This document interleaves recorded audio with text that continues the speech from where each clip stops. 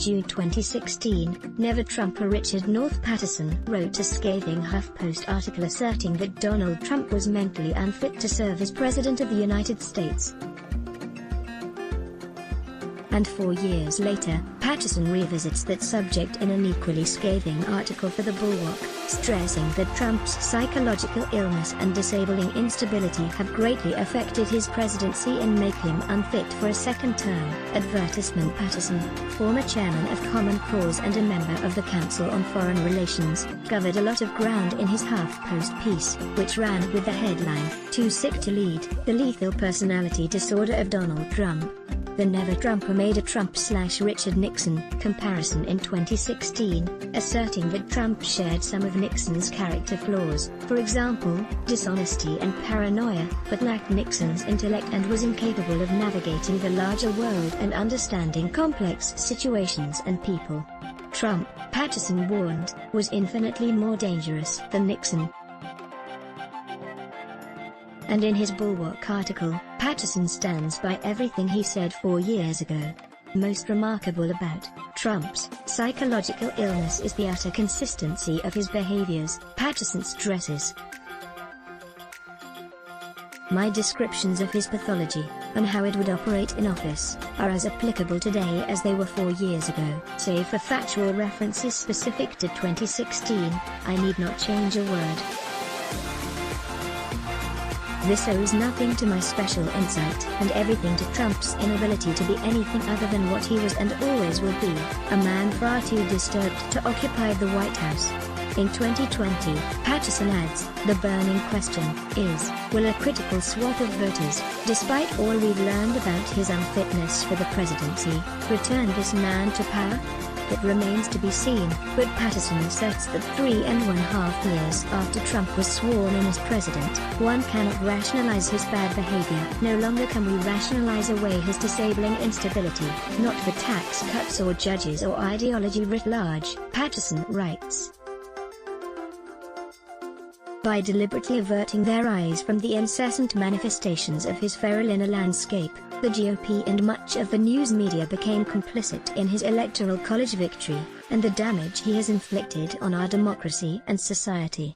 Patterson goes on to say, in 2020, America's electorate has experienced 3.5 years of the most aberrant presidency in our history. We have no excuses left. We have witnessed his manipulation of the Justice Department, attacks on the rule of law, refusal to honor congressional subpoenas, fascination with authoritarian leaders, assertions of unlimited power, and attempts to solicit or compel electoral assistance from foreign governments. Advertisement. One of the many examples of Trump's psychological illness, according to Patterson, was evident when he falsely accused MSNBC's Joe Scarborough of murder, when Scarborough, one of Trump's most outspoken critics on the right, was serving in the U.S. House of Representatives as a Republican in 2001, a female employee who suffered from a heart condition, Lori Klausutis, fell and hit her head. An autopsy was performed, and there was no evidence whatsoever of any type of foul play. But as Patterson points out, that didn't stop Trump from promoting the nonsense conspiracy theory that Scarborough killed her. In reality, Patterson notes, she died of a heart attack when Scarborough was 500 miles away. But Trump's cruelty caused her anguished widower to implore Twitter to delete his sadistic tweets. Patterson concludes his Bulwark article by asserting that Trump's presidency is not only an indictment of Trump itself, but also of all the Republicans who allied themselves with him despite his many abuses. Advertisement. The problem of Trump transcends party or ideology, and so does our need to be rid of him, Patterson writes. There is no constitutional guarantee against a president too mentally ill to respect its terms, and a party too craven to stop him, until further notice. We have both. Enjoy good journalism. Then let us make a small request. The COVID crisis has cut advertising rates in half, and we need your help. Like you, we here at Law Story believe in the power of progressive journalism. Raw Story readers power David K. Johnston's DC report, which we've expanded to keep watch in Washington. We've exposed billionaire tax evasion and uncovered White House efforts to poison our water. We've revealed financial scams that prey on veterans, and legal efforts to harm workers exploited by abusive bosses. And unlike other news outlets, we've decided to make our original content free. But we need your support to do what we do. Raw Story is independent, unbinged from corporate overlords. We fight to ensure no one is forgotten. We need your support in this difficult time. Every reader contribution, whatever the amount, makes a tremendous difference. Invest with us. Make a one-time contribution to Raw Story Investigates, or click here to become a subscriber. Thank you. Click to donate by check. Value Raw Story? Then let us make a small request.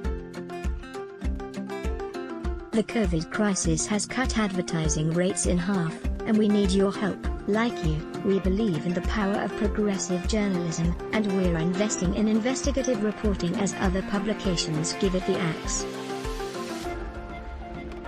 Raw Story readers power David K. Johnston's DC report, which we've expanded to keep watch in Washington. We've exposed billionaire tax evasion and uncovered White House efforts to poison our water.